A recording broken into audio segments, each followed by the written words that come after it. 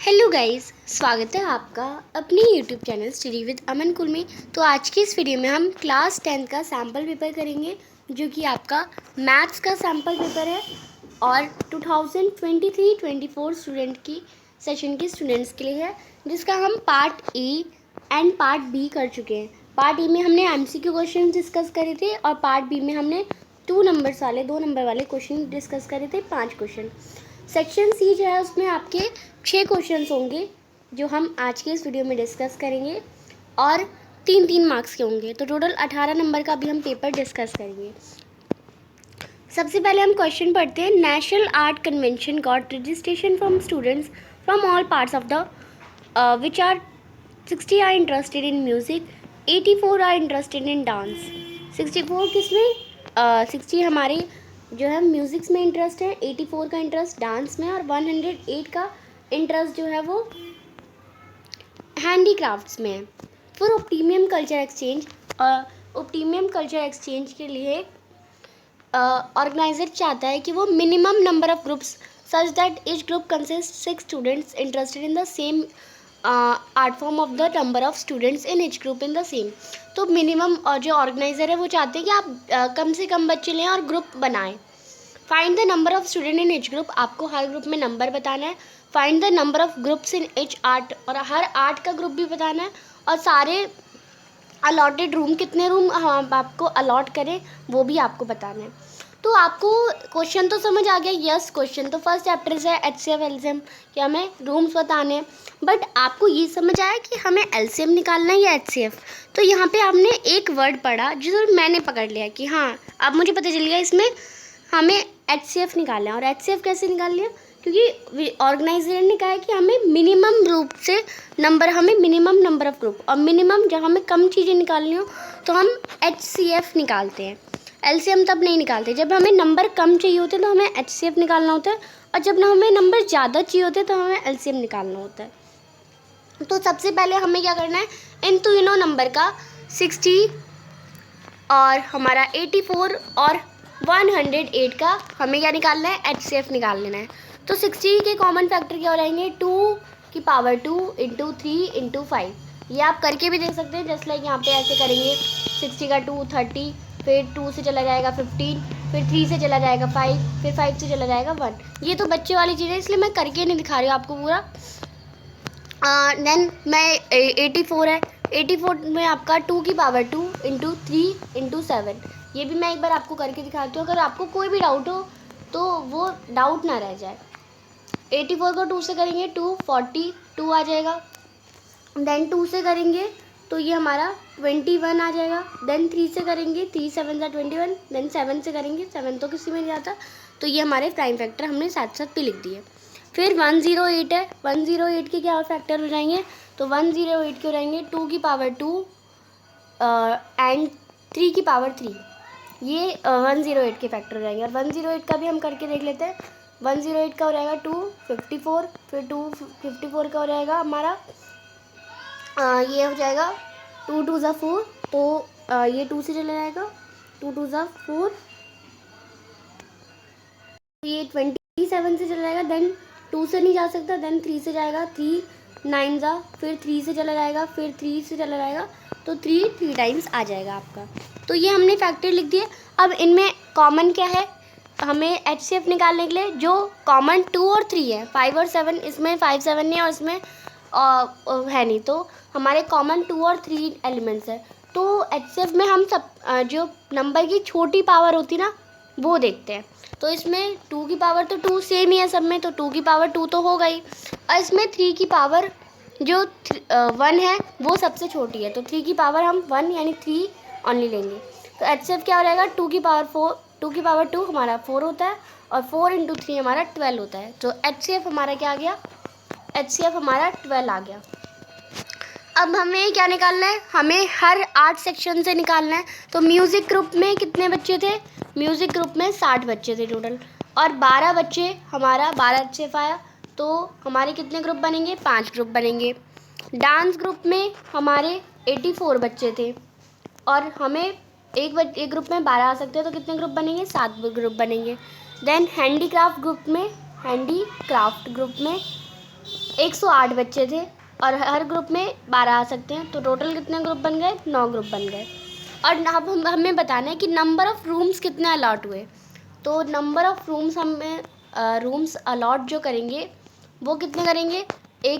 5 group बनेंगे तो 5 room, फिर डांस ग्रुप में 7 बनेंगे और हैंडीक्राफ्ट ग्रुप में 9 बनेंगे।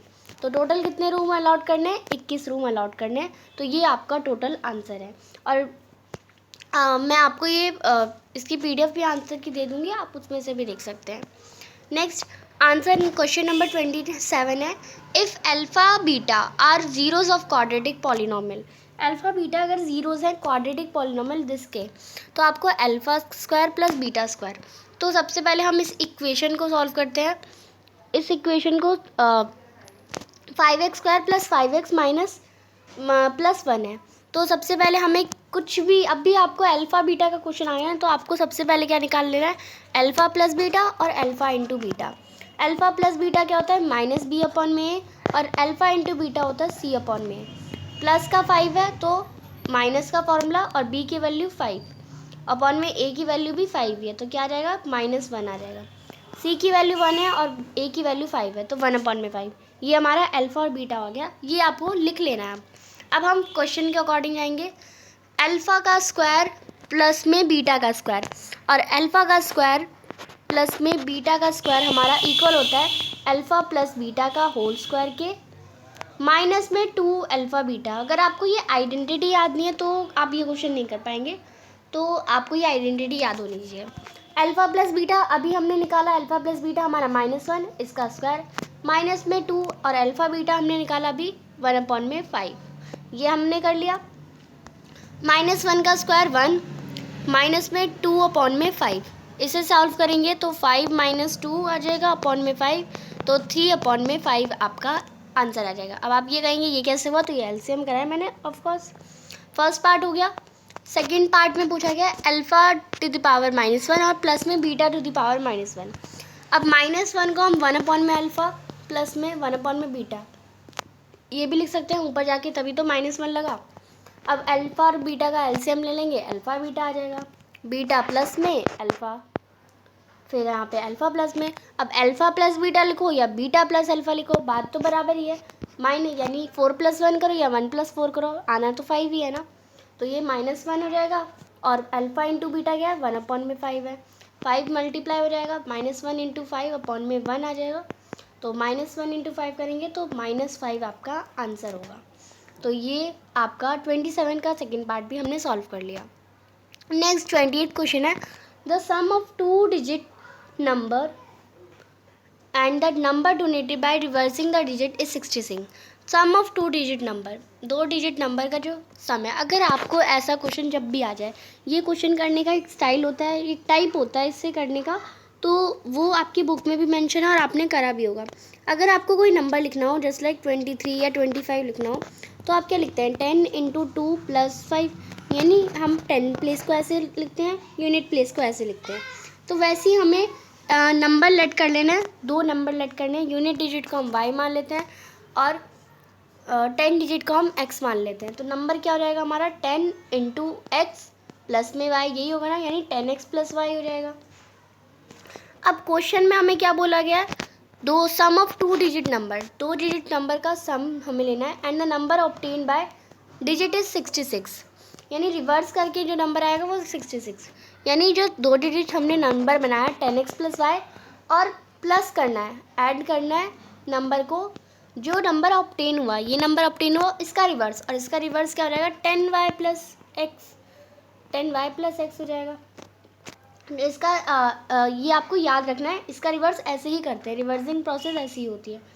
अब इन्हें हम ऐड कर लेंगे, 10x + x करेंगे 11x, प्लस में 10y + y हमारा हो जाएगा 11y, प्लस इक्वल में 66। तो ये 11 11 66, ये हमारा 11 से कट जाएगा। x + y = 6 हमारी फर्स्ट इक्वेशन आ जाएगी। अब हमें सॉल्व करना है इन्हें, x + y = 6, ये फर्स्ट इक्वेशन आ गई। If the digit of different number 2, यानी ये डिजिट 2 नंबर से डिफरेंट है, x - y = 2 है, ये हमें डिफरेंट हमें बोला गया है। तो हमें हमारा how many such numbers are there, तो कितने नंबर, तो नंबर तो 2 बनेंगे, बट 2 कंडीशन यहाँ पे अप्लाई होगी ना, सॉरी। तो y minus x equal to 2 भी लग सकते हैं, क्योंकि हम इस वाले बड़े नंबर हमें पता नहीं अभी कौन सा है, तो इससे इसको ही माइनस कर सकते हैं, इसे को इससे ही माइनस करते हैं। तो हम पहले x minus y equal to 2 वाला सॉल्व करेंगे, x plus y equal to 6, ये फर्स्ट इक्वेशन थी। एलिमिनेट कर देंगे, प्लस माइनस माइनस कट जाएगा, 2x इजवल टू 8, x की वैल्यू हो जाएगी 4, x की वैल्यू 4 आ गई, और x फर्स्ट इक्वेशन में पुट कर देंगे, x minus y equal to 2 है, x की वैल्यू 4 आ गई, 4 minus y equal to 2, y की वैल्यू क्या रहेगी 4 माइनस 2, हमारा y की वैल्यू 2 आ जाएगी। तो नंबर क्या बनेगा, 10x प्लस वाई नंबर था ना, तो 10x की वैल्यू 4, 10 प्लस 10 इंटू 4 प्लस में y की वैल्यू 2, तो ये हमारा नंबर बन गया 10 इंटू 4 40, 40 प्लस 2 42। तो ये हमारा पहला नंबर बना, ये पहले केस की बात है। और दूसरा केस हमारा कैसा बनेगा, दूसरा नंबर हमारा ऐसा भी तो बन सकता है, x plus y equal to 6 first equation. दूसरा नंबर हमारा y माइनस एक्स भी तो बन सकता है, हमें तो नहीं पता y बड़ा है x बड़ा है, तो y minus x equal to भी तो बन सकता है। यहाँ पे हम काट देंगे x, यहाँ पे हम x की वैल्यू काट दे रहे हैं, क्योंकि y दोनों तो प्लस में ही है, तो ये जाएगा 2y इजवल टू 8, y की वैल्यू यहाँ पे 4 आ जाएगी, और x प्लस वाई की वैल्यू हम इस फर्स्ट इक्वेशन में डालते हैं, तो y की वैल्यू 4 इक्वल में 6, और 4 यहाँ पे जाएगा माइनस में, तो x की वैल्यू क्या आ जाएगी 2 आ जाएगी। अब यहाँ पे नंबर क्या बनेगा, 10x प्लस वाई में 10x की वैल्यू हमारी 2 आई, और y की वैल्यू हमारी 4 आई, तो 10 इंटू 2 20, और 20 प्लस 4 24, तो एक नंबर हमारा बना 42, एक नंबर बना हमारा 24। रिवर्स करने पर आप देख सकते हैं 24, इन दोनों को रिवर्स करेंगे, यहाँ पे रिवर्सिंग प्रोसेस ऐसे ही कहलाती है, 42 को रिवर्स करेंगे तो 24 ही बनेगा। तो ये हमारे 2 नंबर हो सकते हैं, x और y हमने लेट करें, इसलिए 2 नंबर हमारे आए हैं, हमें नहीं पता बड़ा या छोटा कौन सा है। तो ये आपका सॉल्यूशन था, और मैं इसका सॉल्यूशन भी आपको एक बार लास्ट में दिखा दूँगी। नेक्स्ट है सॉल्व करना है ये क्वेश्चन, और ये जो क्वेश्चन है ना, ये आपके सिलेबस में नहीं है, और सिलेबस में नहीं है तब भी आपको दे दिया गया है, बट आपको सॉल्व तो करना पड़ेगा, तो इसे मैं आपको एक मेथड से सॉल्व करा देती हूँ।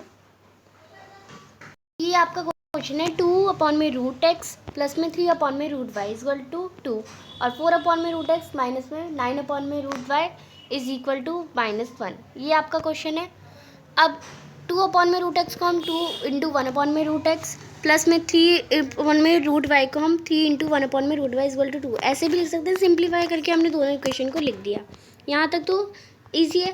अब 1 अपॉन में रूट एक्स को हमने u मान लिया, और 1 अपॉन में रूट वाई को हमने v मान लिया, ऐसे ही एक्स वाई भी मान सकते हैं, कुछ भी मान सकते हैं।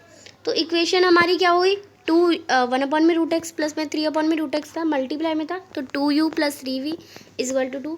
बस हमने क्या करा है, इन इक्वेशन की जगह u लिख दिया है, तो 4u, तो 4u माइनस 9v, ये हमारी हमने बस उनकी जगह हमने u और v लिख दिया है। अब ये हमारी इक्वेशन है, और ये हमारी इक्वेशन है, ये इस इक्वेशन को 3 से मल्टीप्लाई करेंगे तभी तो सब्सटीट्यूट कर पाएंगे, तो 3 से मल्टीप्लाई कर दी, तो 2u को हमने 3 से मल्टीप्लाई करा 6u, 3v को हमने 3 से मल्टीप्लाई करा तो 9v, और 2 को 3 से करा 6, ये हमारी इक्वेशन हो गई। नीचे वाली ये वाली हमने सेम ऐसे लिख दी, ये इससे ये कट गई, 6 प्लस 4 करेंगे 10u हो जाएगा, 6 माइनस 1 है हमारा 5 हो जाएगा। u की वैल्यू क्या रहेगी, 5 अपॉन में 10 यानी 1 अपॉन में 2, u की वैल्यू 1 अपॉन में 2 आ गई। नेक्स्ट अब u की वैल्यू हमारी आ गई, v की वैल्यू हम डाल सकते हैं, u की वैल्यू 1 अपॉन में 2 फर्स्ट इक्वेशन में हमने डाल दी, 3v इक्वल में 2, तो 2 से 2 कट गया, 1 plus 3v equal to 2, 3v 1 plus में इधर आके माइनस में, 3v equal to 2 minus 1, 3v equal to 1, और 3 यहाँ मल्टीप्लाई में डिवाइड में जाएगा, v की वैल्यू 1 अपॉन में 3 आ गई, यानी u की वैल्यू 1 अपॉन में 2 और v की वैल्यू हमारी 1 अपॉन में 3। बट ये x और y की वैल्यू ये हमारी 1 अपॉन में रूट x यानी 1 अपॉन में 3, सॉरी 1 अपॉन में रूट वाई की वैल्यू है पूरी 1, पर हमें तो सिर्फ वाई की वैल्यू निकालनी है, एक्स और वाई की वैल्यू निकालनी है, क्योंकि सॉल्व तो एक्स और वाई के लिए करना है ना। तो आगे हम सॉल्व करते हैं। यहाँ पे 1 अपॉन में रूट एक्स को हमने u माना था, और 1 अपॉन में रूट वाई को हमने v माना था, तो u की वैल्यू 1 अपॉन में 2 और v की वैल्यू 1 अपॉन में 3 आई।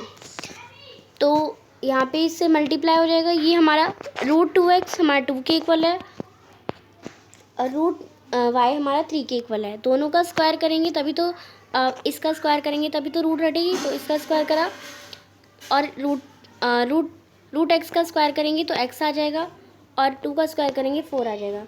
रूट वाई का स्क्वायर करेंगे तो वाई आ जाएगा और 3 का स्क्वायर करेंगे तो 9 आ जाएगा। तो एक्स की वैल्यू 4, वाई की वैल्यू 9, आपका आंसर आ गया।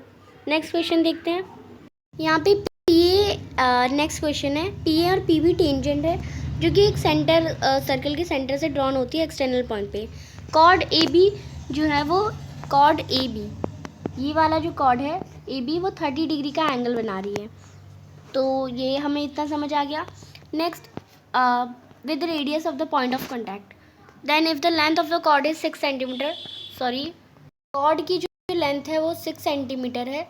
आपको टेंजेंट की लेंथ पी ए की इसकी लेंथ बतानी है and radius of O A radius भी बताना है आपको।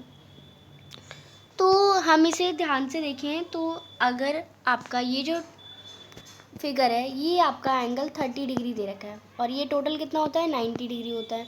तो ये वाला कितना एंगल बच हुआ 60 डिग्री हुआ और ये 60 है। अब हमें पता है एक पॉइंट से ड्रॉ करिए जाता है एंगल, तो वो इस दोनों लाइन जो होती है वो इक्वल होती है। तो ये 60 डिग्री एंगल है और दोनों लाइन के सामने बनने वाले एंगल भी इक्वल होते हैं, तो ये भी 60 डिग्री हो जाएगा। ये 60 डिग्री, ये 60 डिग्री, और आपको पता है तीनों एंगल का सम क्या होता है 60 डिग्री होता है।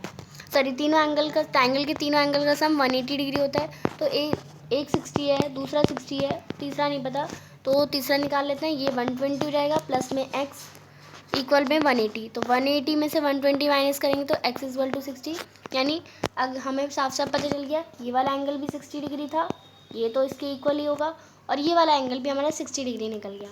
ये साइड हमें 6 सेंटीमीटर दे रखी है।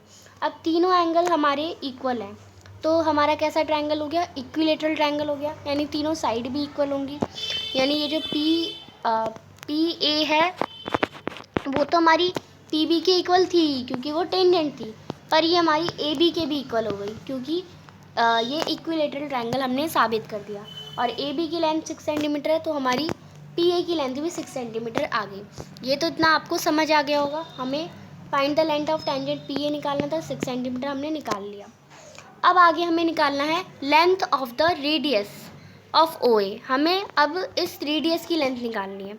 तो अब आगे आप ध्यान से देखेंगे, यहाँ से मैं आपको बहुत इजी तरीके से समझाती हूँ। यहाँ पे एक लाइन ड्रॉ करेंगे हम बीच में।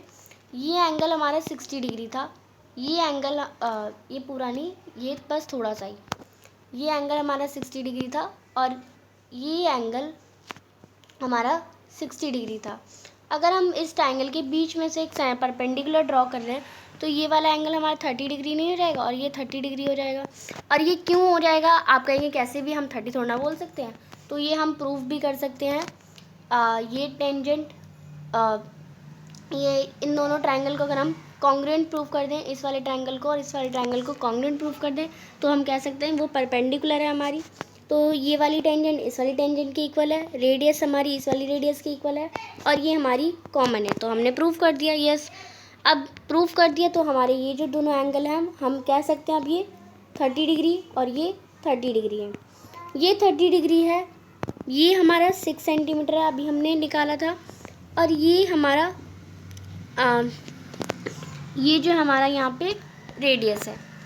अब इसी फिगर को मैं यहाँ पे साइड में ड्रॉ करूँ ऐसे, ये 30 डिग्री एंगल और ये 6 सेंटीमीटर और ये हमारा जो है वो 90 डिग्री का एंगल है क्योंकि टेंजेंट से ड्रॉ हुआ वो 90 डिग्री के इक्वल होता है। अब 90 के सामने वाला कौन सा होता है, हमारे हाइपोटेनस होती है। थीटा के सामने वाला हमारा परपेंडिकुलर होती है और ये क्या हो गई बेस हो गया।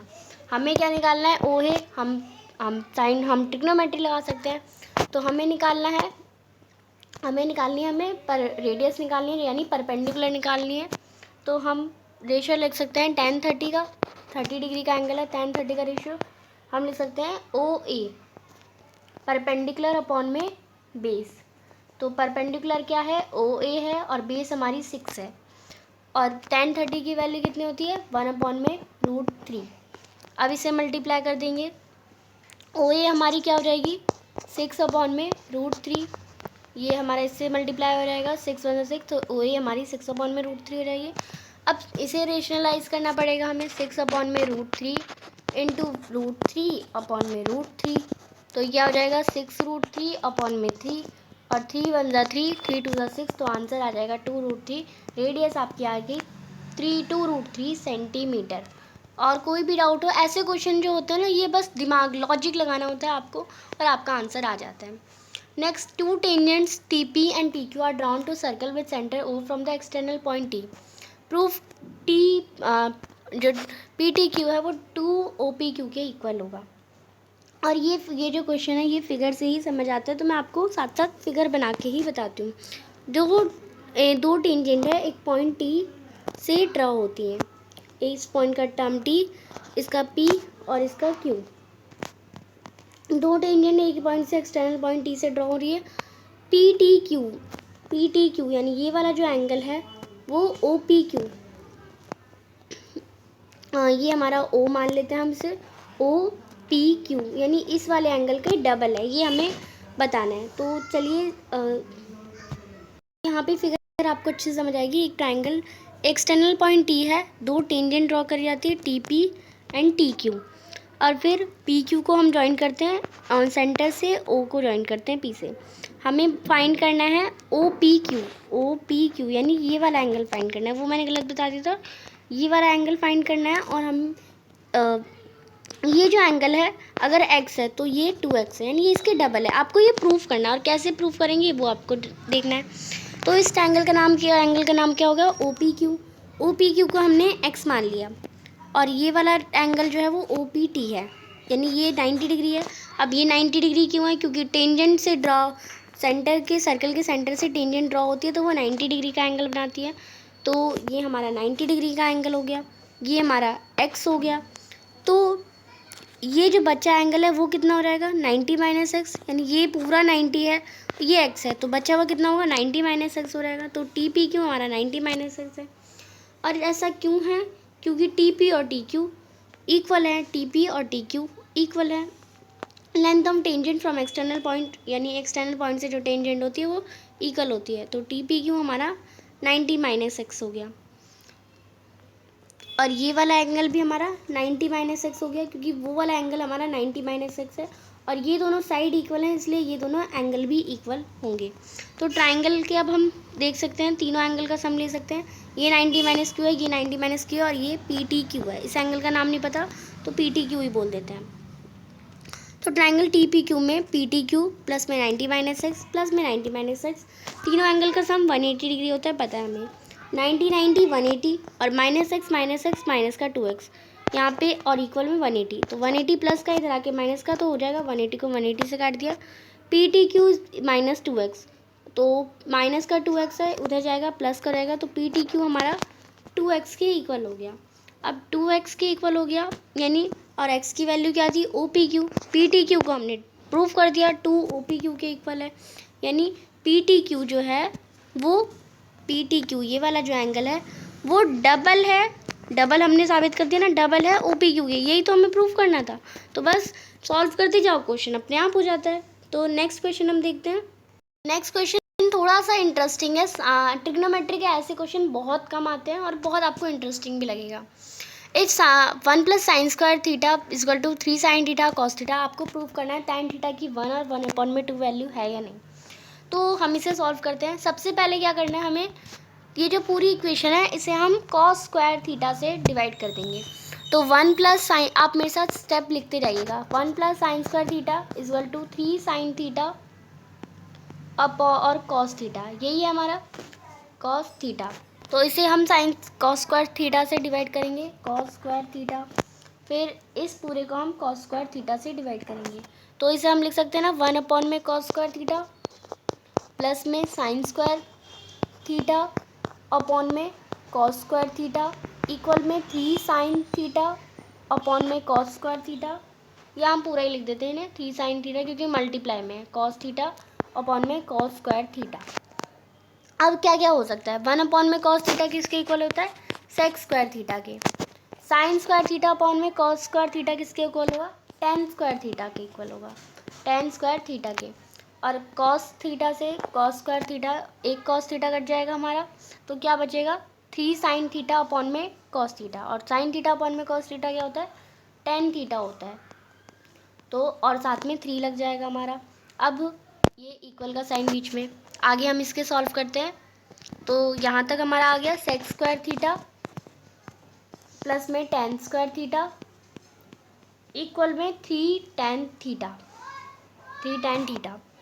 अब सेक्स स्क्वायर थीटा को हम 1 प्लस टेन स्क्वायर थीटा भी लिख सकते हैं। हमारी आइडेंटिटी होती है 1 plus tan square theta equal to sec square theta.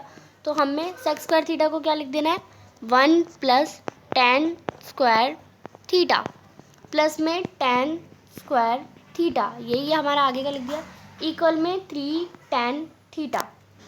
अब ये दोनों क्या हो रहेंगे, 2 tan स्क्वायर थीटा हो रहेंगे, 2 tan स्क्वायर थीटा, और ये प्लस का 3 tan थीटा इधर आके माइनस का कर देते हैं हम, 3 tan थीटा। प्लस में 1 है तो प्लस में 1 हमने प्लस में 1 लिख दिया साथ में, इक्वल में 0 है तो 0 ले लिया। अब आप देख सकते हैं ये हमारी क्वाड्रेटिक इक्वेशन नहीं बन गई, 2 tan square theta minus 3 tan theta plus 1 equal में 0। इसे अब हम सॉल्व करते हैं। 2 tan स्क्वायर थीटा माइनस में 3 tan थीटा प्लस में 1 इक्वल में 0। तो हम इसका सबसे पहले कॉमन फैक्टर ले लेंगे। तो 2 इंटू 1 2 होता है और 2 प्लस 1 हमारा 3 होता है। तो हम 2 और 1 ले लेंगे number. 2 tan square theta same ऐसे लिख दिया हमने, माइनस में 2 tan थीटा और माइनस में tan थीटा, प्लस माइनस करेंगे तो माइनस का tan थीटा ही आएगा और स्क्वायर करेंगे तो 2 tan स्क्वायर थीटा आ जाएगा। तो 3 tan थीटा प्लस 1 इक्वल में 0, ये इक्वल में 0 लिख दिया हमने। इसका कॉमन लेंगे तो यहाँ पे 2 tan थीटा कॉमन आ जाएगा, 2 यहाँ पे कॉमन आ जाएगा, और अंदर क्या आ जाएगा, tan थीटा, ये इसका एक tan थीटा जाएगा और इसका tan थीटा तो हमने बाहर कॉमन ले लिया, तो -1 ये हमने कॉमन ले लिया। अब जो चीज़ हमारी यहाँ होती है वो हम बिना देखे tan थीटा यहाँ पे भी -1 ले लेंगे, और माइनस tan थीटा तो -1 यहाँ पे कॉमन ले लिया। तो यहाँ पे 2 tan थीटा -1 ये एक हमारा हो गया, 2 tan थीटा -1, और एक हो गया tan थीटा -1, ये दोनों हो गए इक्वल रख देंगे अब हम इसे 0 के, तो हमारी वैल्यू आ जाएगी। तो tan थीटा -1 इक्वल में 0 करेंगे तो tan थीटा की वैल्यू हमारी आ जाएगी 1, और दूसरी वाली इक्वेशन थी हमारी, दूसरा वाला था 2 tan थीटा इक्वल में माइनस का 1 इक्वल में 0, तो हमारा 2 tan थीटा इक्वल में 1 आ जाएगा, माइनस का 1 उधर आके 1, और tan थीटा क्या हो जाएगा 1/2 यहाँ मल्टीप्लाई में इधर आके, तो यही तो हमें फाइंड करना था, tan थीटा की 1 और 1/2, एक 1 आ गई वैल्यू, एक 1/2 करेक्ट आंसर। और इससे एक बार मैं आपको दिखा भी देती हूँ क्योंकि यहाँ पे मैंने थोड़ा लिखने में आपको शायद समझ ना आया हो। ये हमारा क्वेश्चन है, पूरी इक्वेशन को हमने cos स्क्वायर थीटा से डिवाइड कर दिया। तो 1 में cos स्क्वायर थीटा क्या होता है, sex square theta, sign square theta upon में cos square theta tan square theta के इक्वल होगा। एक cos थीटा से एक cos थीटा कट गया तो साइन थीटा अपॉन में cos थीटा बचा, और साइन थीटा अपॉन में cos थीटा tan थीटा होता है, और 3 का 3 लिख दिया हमने। अब ये जो इक्वेशन हमें दिख रही है सेक्स स्क्वायर थीटा हमारा इस वाली इक्वेशन को आप देख सकते हैं 1 प्लस tan आइडेंटिटी के इक्वल होता है। तो हमने सेक्स स्क्वायर थीटा को बस खोल के 1 प्लस tan स्क्वायर थीटा लिख दिया, प्लस में tan स्क्वायर थीटा यही है, इक्वल में 3 tan थीटा।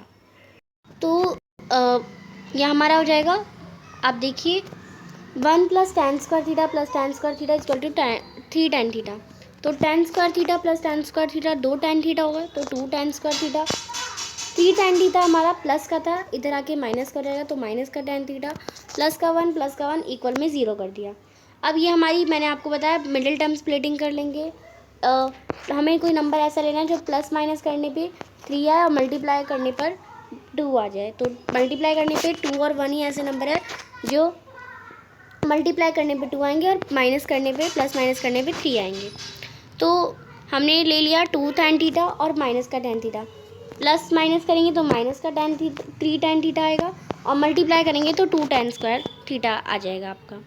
तो हमने इसका ओपन कर दिया, कॉमन लेंगे 2 tan square theta plus 2 tan theta है, तो 2 tan theta common, tan theta -1, फिर यहाँ पे tan थीटा +1 में -1 कॉमन ले लिया, tan थीटा -1 अंदर हो गया, tan थीटा -1 और 2 tan थीटा -1। ये दो हमारी आ गई, इन दोनों को 0 के इक्वल रखेंगे, तो 0 के इक्वल रखेंगे ये इक्वेशन को, तो ये हमारी tan थीटा +1 है, सॉरी -1 है, तो -1 इधर आके इक्वल हो जाएगा tan थीटा इक्वल टू 1, और ये -1 इधर आके प्लस का और 2 मल्टीप्लाई डिवाइड का 1/2, तो 1 और 2 1/2 दो वैल्यू आ गई।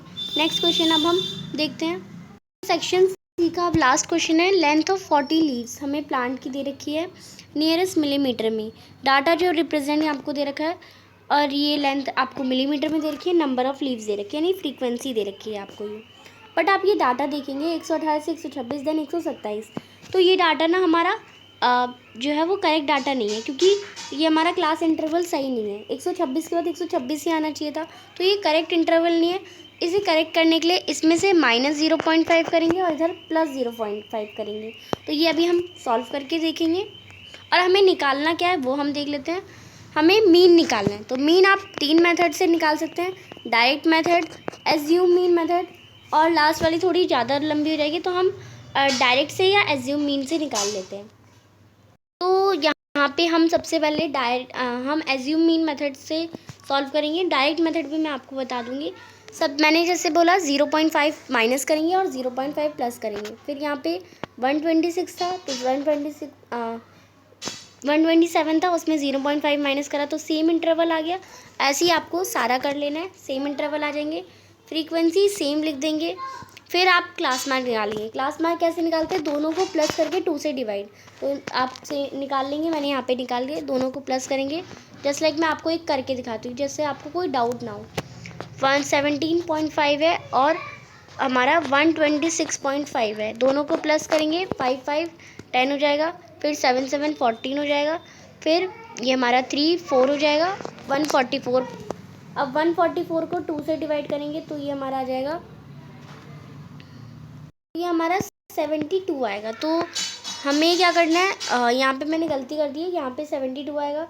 हमें बस आगे इसे आपको सॉल्व करके ये गलत नहीं लिखना है, आपको सही वाले करने हैं। तो ये 72, ये फिर 81 हो जाएगा, फिर ये 90 आ जाएगा, फिर ये 99 आएगा, फिर यहाँ पे ये 99 के बाद ये 108 आ जाएगा, फिर 117 आ जाएगा, फिर 117 के बाद ये 126 आ जाएगा। ये आपको वैल्यूज़ याद रखनी है। नेक्स्ट आगे क्या करना है, एक्स आपको निकालना है। तो मैंने आपको बता देती हूँ आपको कैसे करना है। यहाँ पे डाटा गलत हो गया, तो आप वो ऐसे सॉल्व कर लेंगे। तो ये समझ लीजिए ये डाटा सही है एक बार को। तो अब आपको क्या करना है, हमने एग्ज्यूम या तो आप क्या कर सकते हैं, इन दोनों को मल्टीप्लाई करके फिर जो आएगा उसका सम करके FIDI अपॉन में FI करके डायरेक्ट मेथड से निकाल सकते हैं। या अगर आपको कैलकुलेशन और स्लो करनी है और थोड़ा कम कैलकुलेशन करनी है, आप 100 वाली मल्टीप्लाई नहीं करना चाहते, तो आप D निकाल लेंगे। D क्या होगा, इन सब में मिडिल टर्म होगी। 3 ये ले ले, 3 ये ले, तो मिडिल टर्म 149, ये हमारी A हो गई। और x में से हमें a माइनस करना है। a हमारी 149 है, इसमें से फर्स्ट माइनस करेंगे तो -27 आएगा, सेकंड माइनस करेंगे -18 आएगा, थर्ड माइनस करेंगे -9। अब 149 में से 149 माइनस करेंगे 0 आएगा, 158 माइनस करेंगे 9 आएगा, 167 माइनस करेंगे तो ये आ जाएगा आपका a की वैल्यू। अब आपको क्या निकालना है, FIDI। ये DI आए हमारे सारे, FI और DI को मल्टीप्लाई करेंगे। 3 × 27 -81, 5 × -18 19, 9 × 9 -81, 12 × 0 0, 5 9 सा 45, 4 18 सा 72, 2 27 सा 54। और इन सबको प्लस करेंगे, आपका माइनस का 81 आ जाएगा। और फिर सारी फ्रीक्वेंसी को प्लस करेंगे। मीन एज्यूम मीन का मेथड का फॉर्मूला होता है A + FIDI अपॉन में FI। तो A हमारा क्या था, A हमने 149 लिया था, FIDI -81 है, FI 14 है। इसे इससे डिवाइड करेंगे 2.025 आएगा, इसको इससे माइनस करेंगे 146.975। तो एज आई सेड कि मैंने जो है वो डाटा में एरर करा है, बट आपको नहीं करना है। आपको मैंने मेथड बता दिया कैसे करना है, आपको वो सॉल्व करके मुझे करेक्ट आंसर कमेंट सेक्शन में ज़रूर बताना है। एंड क्योंकि आपको पेपर करना है, आप एक बार जब तक खुद नहीं करना कोशिश करेंगे, मैंने मेथड बता दी कैसे करना है, बस आपको कैलकुलेशन सही करके मुझे कमेंट सेक्शन में आंसर बताना है। नेक्स्ट पार्ट हम इस वीडियो का नेक्स्ट में डिस्कस करेंगे, और आपका अच्छा रिस्पांस होगा तो हम नेक्स्ट वीडियो जल्दी ही आपको मिल जाएगी। चैनल को अभी तक सब्सक्राइब नहीं किया तो प्लीज़ सब्सक्राइब ज़रूर करें। वीडियो अच्छी लगी तो इसे लाइक करिए, दोस्तों के साथ शेयर ज़रूर करिए। Thanks for watching. Bye bye guys.